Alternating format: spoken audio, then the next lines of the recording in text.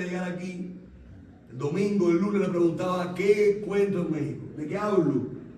¿Cuál es el tema que tú quieres, que ustedes quieren que yo hable en ese lugar? Y bueno, pues la respuesta a los espíritus fue la familia, fue el matrimonio, fue en torno a esta verdad, esta realidad que está fracturada en estos momentos, en este tiempo. La gente se siente muy sola, la gente está muy falta de cariño, muy falta de pareja. Las parejas se rompen, se fracturan, hay un irrespeto total en lo que es el matrimonio, no se entiende qué está pasando. Y vamos a abordar un poquitico qué piensa el espiritismo al respecto. Y es que en el año 1857, como él decía ahorita, Allan Kardec escribe por primera vez el libro de los espíritus. Es muy importante que ustedes accedan a este libro. Es un libro muy económico, es muy fácil conseguirlo en Amazon, pueden encontrarlo en cualquier librería, es muy sencillo. Y es muy importante que ustedes accedan a este libro. ¿Qué es este libro? Son 1000 preguntas y respuestas que le hace, 1000 preguntas que le hace Allan Kardec a los espíritus. ¿Quién es Allan Kardec? Hipólito Rivail era un profesor universitario, un traductor de francés, además de biólogo. Era un intelectual, un científico de la época, que era de la ciudad de Lyon, en Francia, pero vivía en París en esta época. Hay una película en Netflix que se llama Kardec, que yo se la recomiendo a todos para que la vean y puedan entender algo, de alguna manera, cómo fue que surgió el libro de los espíritus. Allan Kardec, en esta época de la historia, en la París de esta época, empezó a ocurrir un fenómeno interesantísimo. Volaban mesas, los espíritus movían objetos. Habían libros, lápiz que escribían solos en un papel. Pasaban fenómenos muy extraños. Y era que estaba ocurriendo una avalancha de manifestación espiritista. Este científico se da cuenta de aquello y empieza a investigar realmente qué cosa era aquello que estaba ocurriendo. En este proceso de investigación entiende o descubre que los seres, que los espíritus de luz, quieren que él pues escriba un libro que se va a convertir en la historia del espiritismo, en la institución de la doctrina espírita. El espiritismo científico se llama espiritismo científico porque es una ciencia. Se puede demostrar científicamente que los espíritus existen. O sea, y para ustedes poder entender esto, acceda a este libro. ¿Cómo hizo él la investigación? Pues sencillo. Vino a casa de Hugo, imagínense aquí en Tlaxcala, en Santo Toribio. Llegó a casa de Hugo y Hugo era un medium que caía en trance con un espíritu, ¿verdad? Y él le preguntó al espíritu en trance de Hugo, ¿qué es Dios? Y Hugo respondió en trance con el espíritu y él escribió esa respuesta. Y se fue 25 millas más allá, al norte. Quizás llegó a California, ¿verdad? No, mucho más millas. Llegó a California. Y allá vio un otro medium que no conocía a Hugo. No había internet, no había teléfono, no había nada de eso en esa época. No había manera de comunicarse. Y llegó allá a California y aquel medium en trance, que no había conexión entre ellos dos, le hizo la misma pregunta, ¿qué es Dios? Y aquel espíritu en trance respondió la misma respuesta. Y él no se conformó con eso. Viajó otras 1000 millas más allá a otro medium que no tenía relación con estos dos anteriores. Hizo la misma pregunta. Y el espíritu respondió exactamente lo que los dos primeros. Así se conformó el libro de los espíritus. Cómo fue dictado por los espíritus. Es una revelación total del mundo espiritual. De cómo existe y de qué es. De hasta dónde llega nuestro nivel de comprensión en esta dimensión en la que estamos. ¿Cuántas dimensiones existen? Es decir, los espíritus del libro de los espíritus, hay 7 dimensiones. ¿Qué son las dimensiones? Toda esta realidad la pueden encontrar en este libro. Evidentemente, el libro le cayó muy mal a la Iglesia Católica, la cual estaba desde el 315 aproximadamente, cuando el emperador Constantino, emperador romano, impuso la religión cristiana católica como la religión del Imperio Romano. Empezó a haber una especie de contubernio entre el poder político y el poder religioso. Ustedes lo saben, los reyes empezaron a reinar, a manipular la entidad religiosa. Y la Iglesia Católica pasó a ser un poder político, ¿no? Sin adorar en los grandes santos como Teresa de Jesús, como Francisco de Asís, como Juan de la Cruz, como Gemma de Bergani, como Santo Domingo de Guzmán, como todos los grandes santos de la historia que fueron santos maravillosos, Santa Clara de Asís, toda esta gente maravillosa, que no por esto la iglesia es mala, es que era un instrumento del poder. Y evidentemente el espiritismo molestaba porque se escapaba de su canon. ¿Qué ocurrió? Hubo un hecho muy interesante. El obispo de Barcelona prohibió que entraran los libros del libro de los espíritus a su diócesis y quemó todos estos libros. Allan Kardec tuvo el don, el privilegio de poderlo ver, de poderse transportar. Dios le dio la posibilidad de tener una revelación y salir de su cuerpo e ir como espíritu aún en la tierra y ver cómo quemaban todos sus libros. Esto fue bueno y malo. Bueno por malo porque ya se puso a la iglesia en su contra. Y bueno porque esto provocó que todo el mundo se interesara en el libro de los espíritus y esto proyectó el libro al mundo entero. Pero mira, es tan fuerte la propaganda en contra del espiritismo que hoy ustedes no saben qué es esto, ¿verdad? Muchos de ustedes no lo conocen. Y es bueno que se hable y que se entienda. Allan Kardec escribió muchos otros libros. Ahora, a través de esta revelación de los espíritus y de los demás libros que él fue escribiendo, inspirado por el mundo espiritista, por el mundo espiritual, donde han habido muchos mediums que han surgido en el mundo entero. Recuerdo que no solamente Allan Kardec. Aquí está el principio, digamos así, de la doctrina espírita. Bueno, ellos nos narran que hay 3 eras en la historia de la humanidad. Hubo 3 eras. La era de la ley, la era cristiana y la era espírita. Bueno, pues en la era de la ley hubo un tiempo en que Dios empezó a explicarle al ser humano cómo vivir, cómo ser, de qué se trataba este más acá. Si ustedes hacemos un poquitico de historia, ustedes recuerdan que en el tiempo de los bárbaros las personas se mataban, se asesinaban. Los hombres tenían harén. ¿Recuerdan la historia de Alejandro Magno, Alejandro el Grande? Que tenía un harén de hombres y uno de mujeres. ¿Recuerdan? ¿Recuerdan la historia del Imperio Romano? ¿No? Que había una vida, vamos a centrarnos en el tema sexual, en el tema del matrimonio, que había una vida sexual licenciosa, que no había ningún problema con esto. ¿Recuerdan ustedes la historia de los cananeos? ¿Quiénes son los cananeos? Pues se los voy a hacer un poquitico de historia. Ustedes recuerdan que hubo un hombre que se llamó Abraham, ¿no? ¿Saben quién es Abraham? Este hombre que es el padre del Islam y del judaísmo, porque el Islam y el judaísmo son religiones abraicas, ¿verdad? Y después surge el cristianismo. ¿Y por qué? ¿Qué pasó? Allá voy. Bueno, pues teníamos un hombre que se llamaba Abraham, cuya mujer Sara no puede tener hijos. Y le digo, tú vas a ser padre de una gran nación. Este hombre que se llamó Abraham, Dios le prometió una tierra que mama leche y miel. La tierra prometida. Pasan muchos capítulos en el libro de Génesis, viene el Éxodo, pasan mucha historia y al final llegan los judíos, las tribus de Israel, llegan a la tierra de Canaán y los cananeos tenían orgías sexuales y eran ofrendas a Dios. O sea, el tema, no había ningún tipo de normas al respecto. ¿Quién empezó a implantar estas normas? Bueno, pues un buen día, estoy saltando, dando grandes saltos en la historia bíblica. Moisés se encontró en el Horeb, en el monte del Sinaí, con Dios, y le entregó en cosas, las tablas de la ley, lo que conocemos hoy por los 10 mandamientos, ¿no? Está en Éxodo capítulo 20. Y ahí empezó a estipularse una especie, se empezó a tantear que había una ley, que había una manera de vivir, que Dios proponía algo al ser humano de cómo vivir. O sea que había un pueblo escogido, un pueblo pequeñito, que era la mentalidad más atrasada quizás en la época, que era el único pueblo que pensaba diferente al resto del mundo. El mundo entero tenía harén, tenía muchas mujeres, tenían vida licenciosa, pero este pueblo semita, este pueblo judío, el único que tenía una carta de mandamientos, así todo, con una mentalidad bien cerrada. Y esta ley el mundo no la entendía. ¿Qué pasaba? Que este pueblo estaba ya en tiempo de Jesús sometido por el Imperio Romano. O sea que ¿cómo es posible que este pueblo podía transportar sus ideas?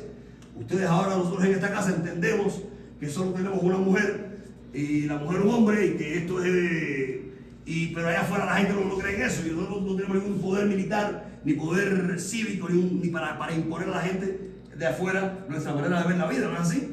Pero ocurrió algo interesantísimo. Este pueblo pequeñito, este pueblo pobre, este pueblo sometido con esas ideas arcaicas, cerradas, de pronto se proyecta al mundo a través de la figura de Jesucristo. El hombre, por naturaleza, no es monógamo.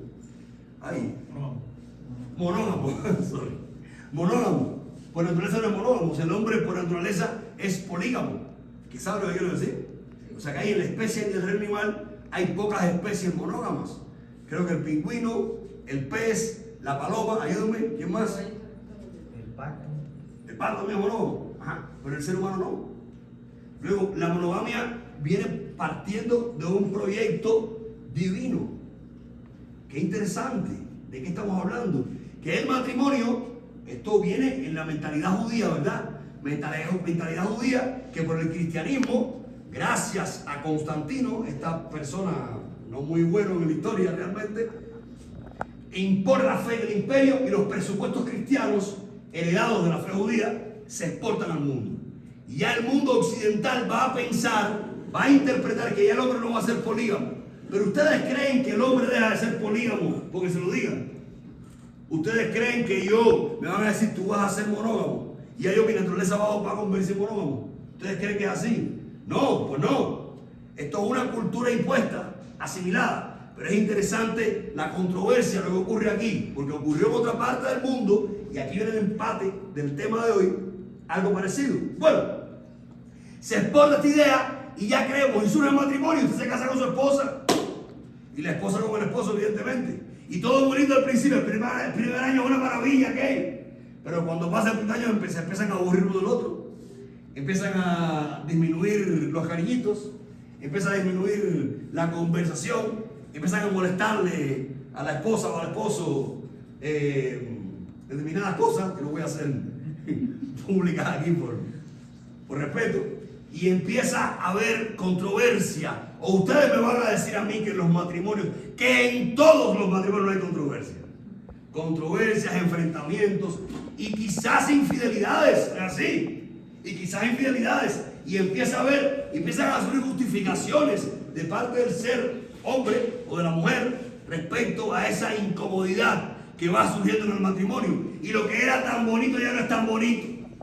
Y el que era tan lindo, tan linda, ya no es tan linda. Ya todo molesta. Hay muchas cosas que molestan. Ya estorban. Ya estoy cansado. Ya estoy hastiado. Ya me gusta más el de enfrente, la de enfrente, la de al lado que esta. Ya miro para el lado cada vez que salgo. Ya tengo una gana de ir a la iglesia el domingo para que sea ver la que está al lado, para hacerme una ceñita con la mujer del otro. Y empieza una vida un poco doble, un poco rara. Bueno, pues es que no nos conocemos. Es que no tenemos que viajar al principio. Y el principio del principio es que somos por naturaleza no monógamos. Y nos hemos de quedar ahí. No, espérate. Has de comprenderte primero y has de entender la segunda parte. Continuamos. En un pueblo de Nigeria, en África, donde habían tribus muy lejos de Europa, muy lejos de la península arábico-pérsica, muy lejos de la cultura judía, pues surgió un grupo de negros africanos que creían en un oráculo, el caracol o el dilongún. Y había un horno, que era el horno Ordito Teobara. Y en ese oráculo, en ese sistema oracular, se cuenta una historia. Dios se reveló en Israel, Dios se reveló en el pueblo judío y contó un plan para el matrimonio. Dios les dijo, yo sé que ustedes no nacieron monógamos.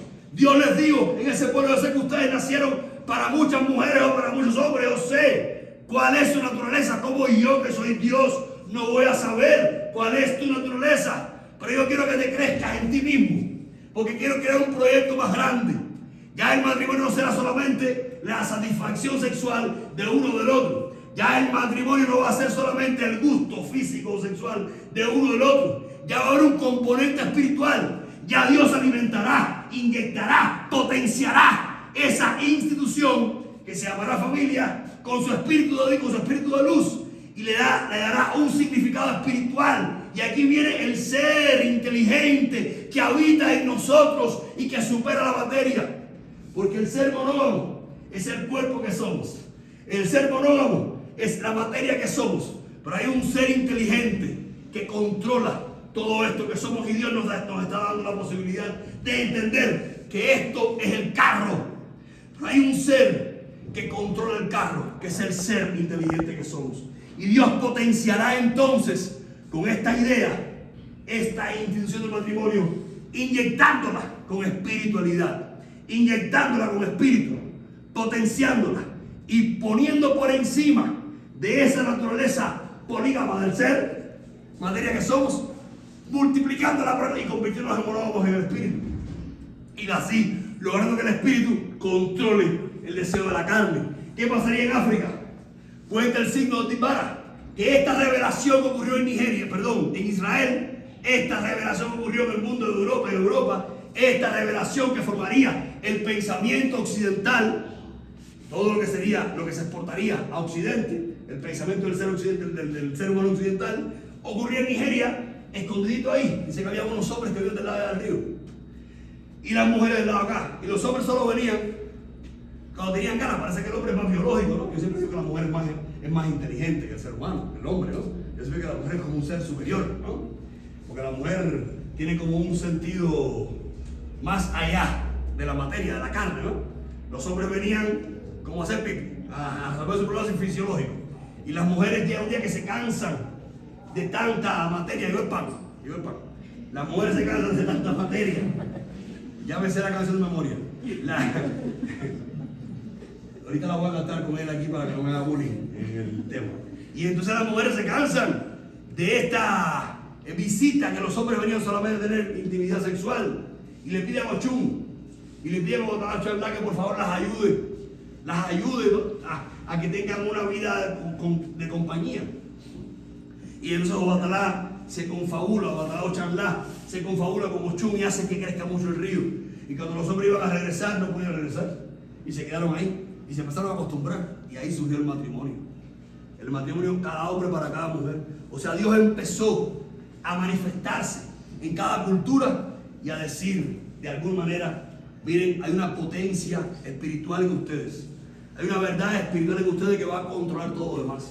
Así que el matrimonio, cuando empieza a sentirse dormido, triste, acabado, destrozado, renuévense. Recuerden que hay una potencialidad espiritual en ustedes y que es más que la intimidad sexual. Es más que lo que sientas tú o sienta ella, porque ya ustedes van a conformar una institución que se llama familia, y que la familia es lo que va a formar un país, porque un país es una gran familia, pero un país está conformado por esas pequeñas familias. En el templo, en Miami, hay muchas grandes familias, hay muchas hermosas familias, matrimonios que llegan con sus hijos y que llegan felices, y tú ves que son familias felices, porque ahí en esa familia ha reinado la vida espiritual. La vida espiritual ha cogido las riendas y ha logrado conquistar, ha logrado dominar el deseo sexual o el deseo de la carne. Ha logrado reinar la vida del espíritu por encima de la vida de la materia. Y usted ve una familia feliz, usted ve una familia comprensiva, una familia que ama. Y cuando hay esta familia buena y otra, yo les digo, les agradezco que estén aquí, porque el templo crece, porque la familia espiritual crece, porque ustedes alimentan a otros que no tienen esa experiencia de familia. Y si salvamos a la familia, salvamos al país. Si salvamos a la familia, salvamos al país. México es un país muy familiar, lleno de luz, lleno de Dios, lleno de espiritualidad. Y hoy mi función en esta sesión, a través de los espíritus, es contarles a ustedes cómo salvar esa vida familiar desde el matrimonio, desde el primer paso, desde la primera célula de la institución, que es la unión de ese hombre y esa mujer, que un día se dejaron de querer y se odiaron tremendamente. Pues se comprendan su naturaleza, y después de comprender su naturaleza entiendan dónde está el mensaje de Dios y cómo salvar desde el espíritu esa relación. Pero quizás hay un hombre que no respondió todo lo bien que lo quiso, ¿no? Y tuve que dejarlo, y tuve que romperse, y me quedé todo triste. ¿Y qué voy a hacer yo ahora? Pues a por otro, hacerlo mejor, no pasa nada si ese no sirvió, ¿ok? A por otro, pero no rendirse, pero no llenarse de angustia, ni de dolores, ni de tristezas. Tenemos muchas armas, sí, porque lo recibí, muchas armas que nos potencian, que nos acompañan, que nos ayudan, que nos alimentan en nuestra religión afro-cubana, y ahora sería afro-cubano-mexicana, ¿no? Para poder llenar de felicidad nuestra vida, y para que también tengamos presupuestos o alicientes para poder hacer valer y prevalecer los valores del espíritu sobre los valores de la materia. A esto estamos llamados. Estamos llamados a controlar todo aquello que la materia expone o quiere disponer, para que lo disponga el espíritu. A eso estoy aquí, a eso estamos aquí, en este más acá. Esta guerra constante de la limitación del ser animal. Recuerden que los animales tienen tres cosas: tienen sexo, duermen y comen.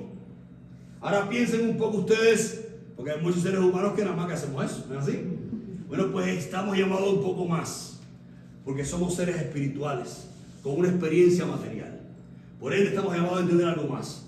Estamos a ensanchar el espíritu, a abrir el alma y a acrecentarnos, a crecernos, a ser mucho más fuertes y mucho más poderosos desde la verdad espiritual que nos colma y que nos llega desde ese más allá al que pertenecemos.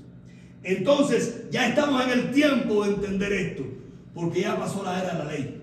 Ya pasó la era de la ley. Por ende, ya estamos en tiempo de entender esto. Y quiero contarles como un subcapítulo, como un subtexto dentro de este tema y al final de mi presentación. Amén, de salvar a la familia. Quiero contarles que así como Dios se reveló en Europa, también se reveló en África. Se reveló de muchas maneras. Hay infinidad de misterios hermosos que ocultan los otros de Ifá y los otros de Caracol. No se rindan. Practicamos el espiritismo cruzado. Practicamos el espiritismo cruzado porque está mezclado con las tradiciones africanas del reino de Dios, con las tradiciones conga, de la regla conga, y está lleno de riqueza y lleno de Dios. No hay ausencia de Dios en todo esto que cuento.